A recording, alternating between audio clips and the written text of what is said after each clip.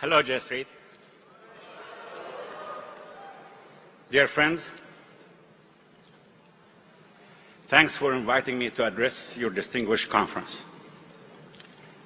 This is not a place for us to agree on everything. It would be strange if we actually did. However, the importance of this conference is that J-Street had created an open, respectful, and welcoming forum for the exchange of ideas.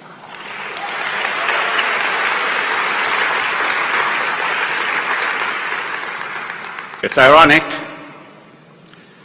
that some on both sides, Palestinians and Israelis, did not want me to be here today. Some Palestinians called to boycott this conference. Some Israelis asked other participants not to take part because I'm a speaker, because it's J-Street. I'm here not because of indifference or insensitivity. I'm here because I believe we and J-Street can make the difference.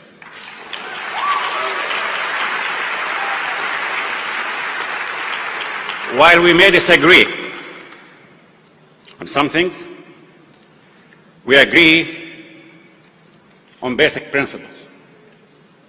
Number one, the two-state solution on the 1967 borders is not a favor either to Palestinians or Israelis. Rather, it is a formula to achieve a just and lasting peace for us and for our future generations.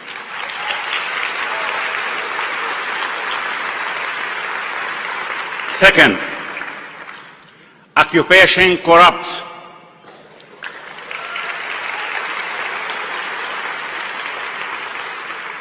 The real threat on Israel is the continuation of its occupation of the Palestinian people.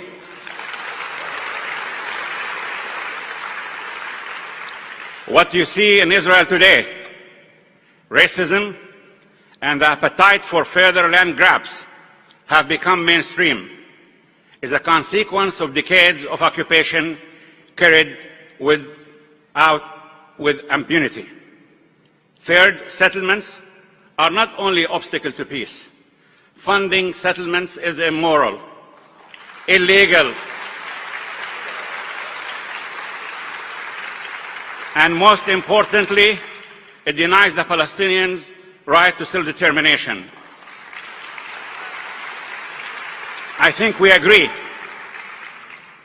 on this point. Without fulfilling the rights of the Palestinians, there will be no peace.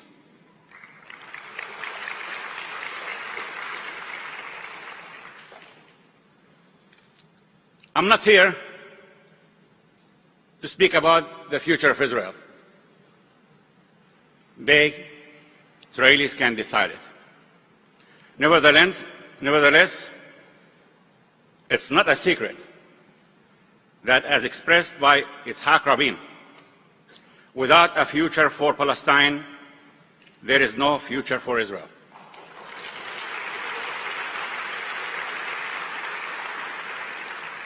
The facts are clear. I believe that the reality we are facing today is a situation equivalent to apartheid. And I'm certain that most of you present here today don't have the stomach to remain silent while the policies of occupation, discrimination, and oppression of my people, the Palestinians, simply because we are not Jews.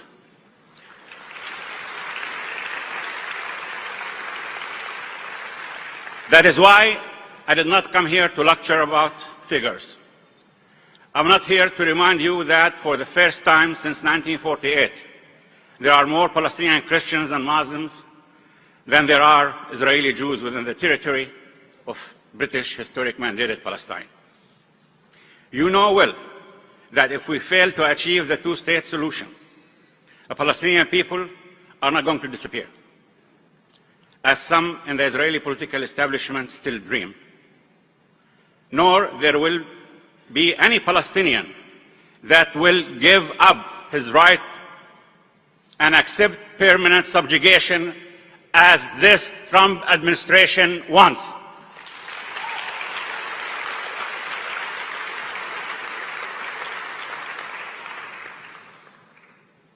They cut the aid of hospitals in East Jerusalem. Augusta Victoria is the only cancer center for the Palestinian people. It's about to close. They cut the aid to St. John's Hospital, operating in Jerusalem, serving Palestinian people for 141 years. They defunded UNRWA, United Nations Relief and Work Agency. They stopped the work of USAID, infrastructure projects throughout the Palestinian territories. They closed the American consulate in East Jerusalem, a consulate that did a brilliant job in creating and improving and upgrading Palestinian-American relations since 1844, 475 years. And they closed the PLO mission in Washington. They said settlements are legal. And they even omitted the term occupation from their dictionaries.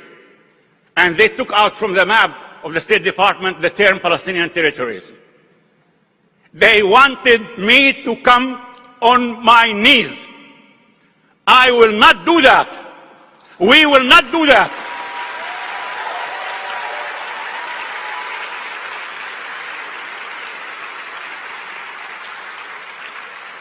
We will not do that.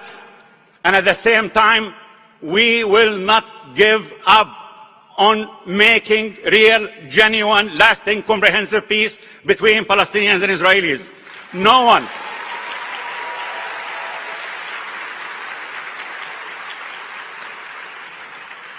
one stands to gain more by achieving a peace agreement more than Palestinians, and no one stands to lose more in the absence of peace more than Palestinians.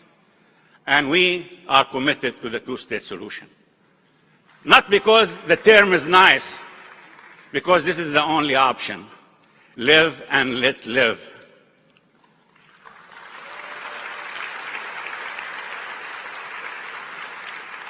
We are here to talk about peace. We mean meaningful, real peace. Not the empty words we hear from the Trump's peace team.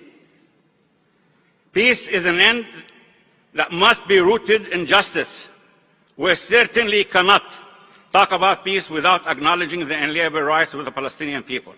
As Palestinians, we clearly defined our national interest back in 1988, when, in a painful, historic decision, we recognized the State of Israel, right to live in peace and security on the 1967 borders, and fully endorsed the international formula of a two-state solution.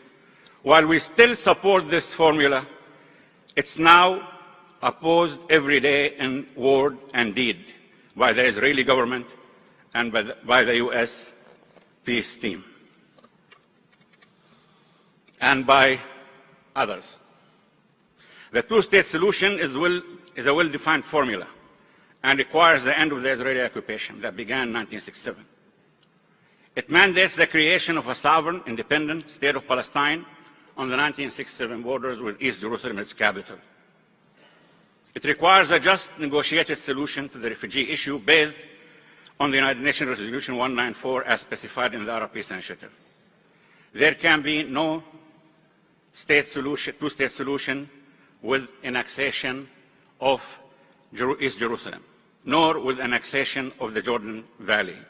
The only two-state solution formula that works is the one where the rights of everyone, Israelis and Palestinians, are respected and dealt with under principle of equality. In this context of negotiations, there are formulas that can be found that will respect the interests and rights of all parties.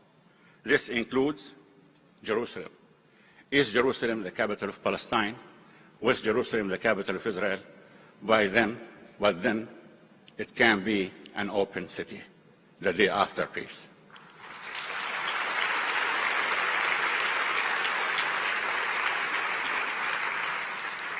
I heard many people questioning the possibility of the two-state solution.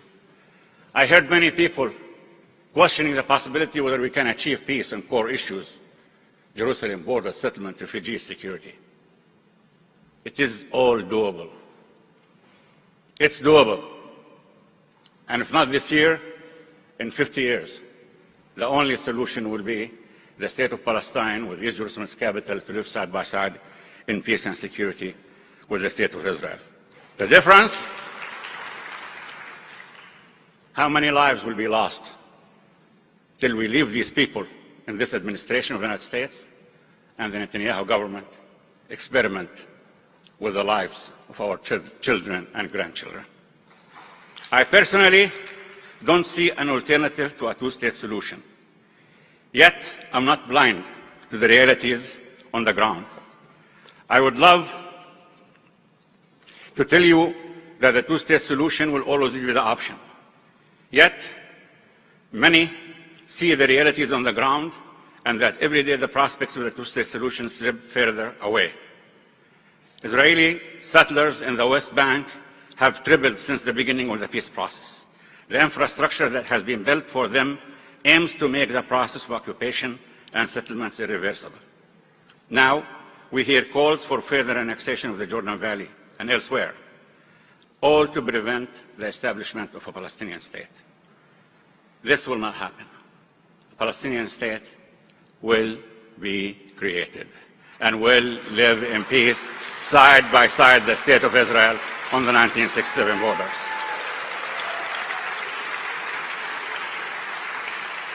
I do not think that the process is irreversible or unstoppable. It can be reserved, and it must be stopped. Ladies and gentlemen, it's up to us. It's not about being pessimists or optimists. Yesterday is gone. We cannot do anything about it. We can write about it in the history departments for universities. Tomorrow is what we decide. And as Palestinians, we want to live and let live.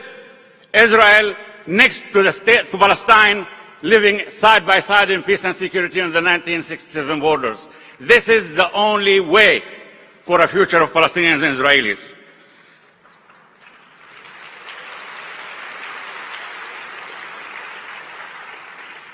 The occupation is not going to end out of goodwill and best wishes. It needs more than that.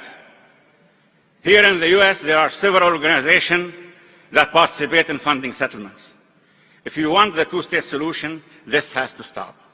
The US government is currently putting tremendous pressure on the UN not to publish the database of international companies operating in Israeli settlements. Israeli settlement products are the sweat and blood of the Palestinian people. It's really immoral. It's really immoral to deprive Palestinians of their natural resources, to defund them, and then go to Manama and call the conference prosperity for the Palestinians.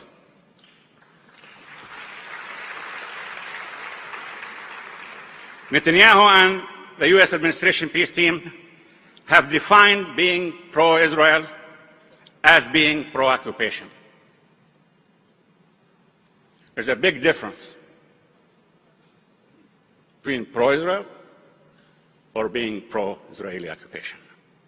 As a matter of fact, being pro-Israeli occupation is being against peace and being against Israel, against Palestine, against democracy, against human rights, against everything we stand to achieve.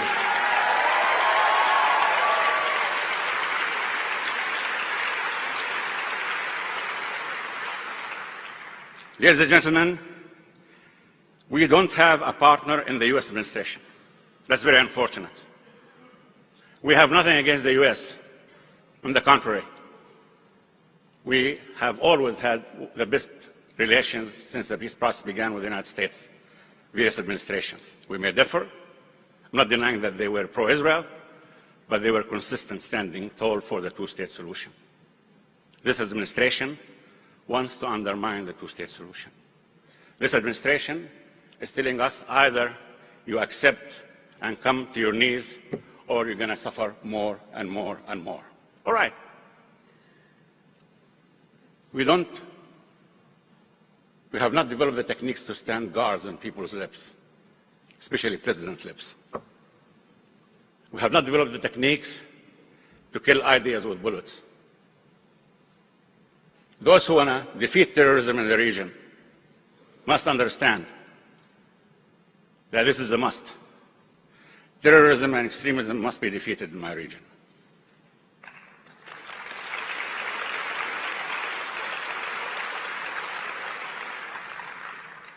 It needs two elements. One is peace between Palestinians and Israelis. And here we don't have to reinvent the wheel or eat the apple from the start. It's two-state on 1967 borders. The second is democracy in the Arab world. And anyone who says Arabs are not ready for democracy is a racist. To defeat terrorism,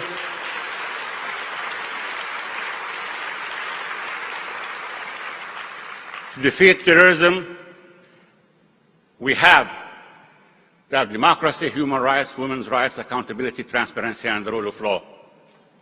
The absence of these elements in any society is the reason terrorism and extremism are created and flourishing. Democracy is a must.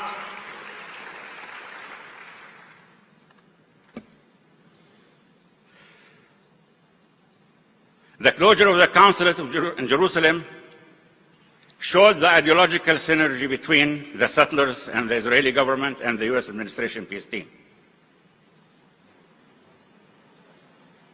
Ambassador Friedman referred to you in J-Street, I quote, as cabos, self-hating Jews.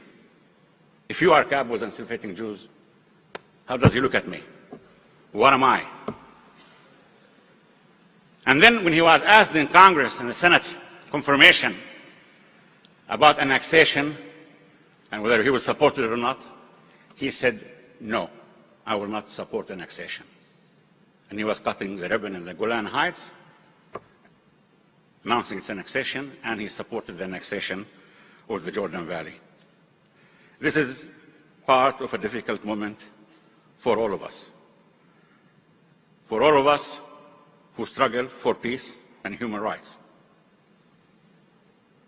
And the forces against us are huge. The world is changing around us. Religious extremists, such as the white supremacists, right-wing populists, have taken a prominent space in international politics. They want to undermine international law. They go against international consensus, and it tests the role of the United Nations. This has been the agenda of this US peace team, that of Benjamin Netanyahu and others. With those extremist views, we have also seen a rise in anti-Semitism. In the new definition of anti-Semitism, let me be very clear. Anti-Semitism is evil. Anti-occupation is noble. And those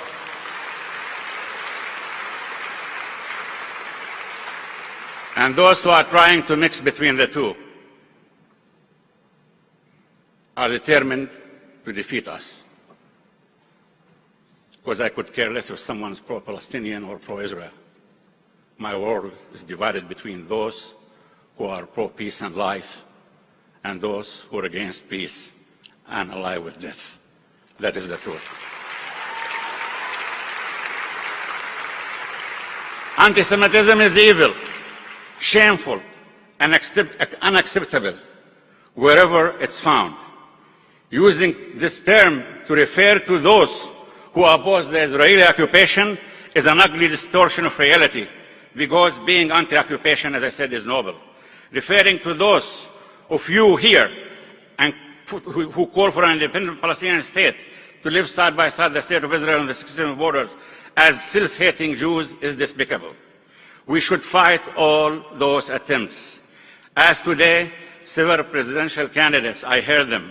I was so encouraged, and I'm sure I'm going to hear Mr. Bennett and Senator Sanders after me. Yes, it's time to stand tall. It's time to stand tall. We should start telling people what they should hear, not what they like to hear. Judaism is one of God's great religions, like Islam and Christianity. Judaism, to us, as Palestinian, Christian, and Muslims, was never a threat, will never be a threat. My conflict with Israel, I want Mr. Friedman to listen to this. My conflict with Israel is not over something written in their holy book or my holy book. My conflict is a political one, territorial one, national one, and it's doable, solvable through negotiations.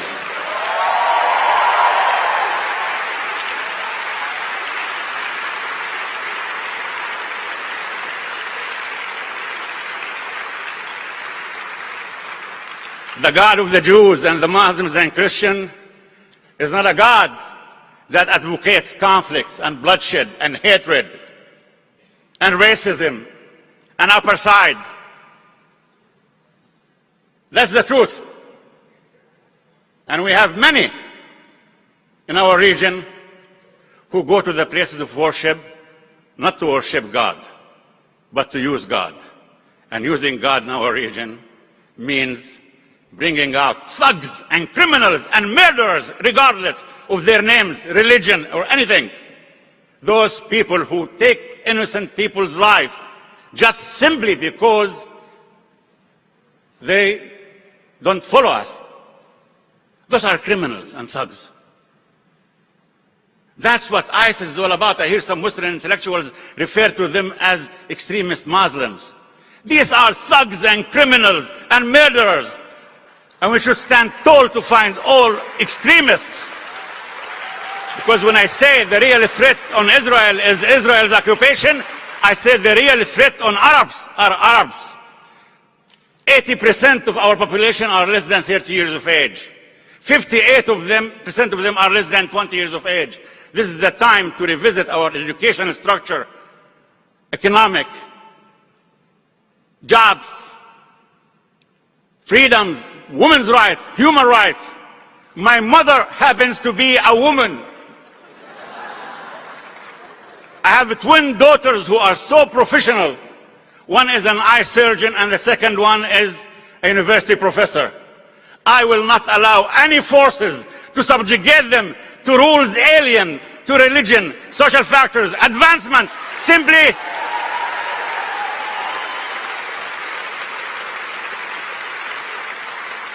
because they want to bring the destruction of normal life. 2 weeks ago, President Mahmoud Abbas announced and called upon Palestinian peoples to go to elections. We will have elections.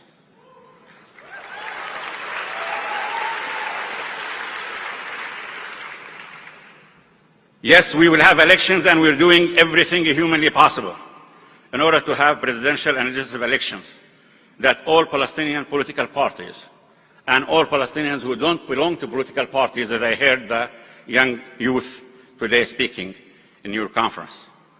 Everybody has the right to take part in these elections. And yes, also they have the right not to participate in these elections. But nobody has the right to veto this election. With Hamas, we differ, and we differ a great deal. But they have to understand that when we differ, it's ballots and not bullets. It's ballots and not bullets. And now that's the real challenge. We need your help. Elections must take place in the West Bank, Gaza, and East Jerusalem. With East Jerusalem, we have arrangements that we did the elections in accordance with in 1996, 2005, 2006. We don't see any reason why the Israeli government should stop us. If they want to stop elections in East Jerusalem in accordance with the signed arrangements, that means they don't want democracy. They don't want this leadership. They want another leadership. They don't want a leadership led by Mahmoud Abbas and us who want to negotiate and reach a solution with nonviolence and through negotiations, peacefully. Just one question, I leave it to you. if they don't want a Palestinian leadership that believes in two states and peace negotiations, word of violence, what do they want?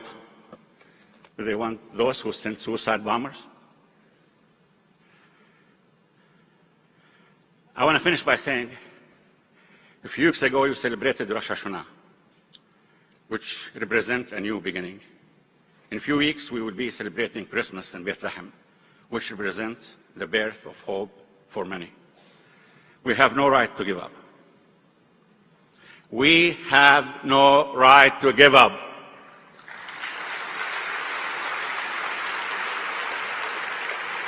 It's not personal. It's not you thinking whether it's doable or not doable. I'm not that intelligent to be a pessimist. But I know that together, if we don't give up and we stand tall to determine our future, we will succeed. I believe we together can make it. Israelis and Palestinians can make it.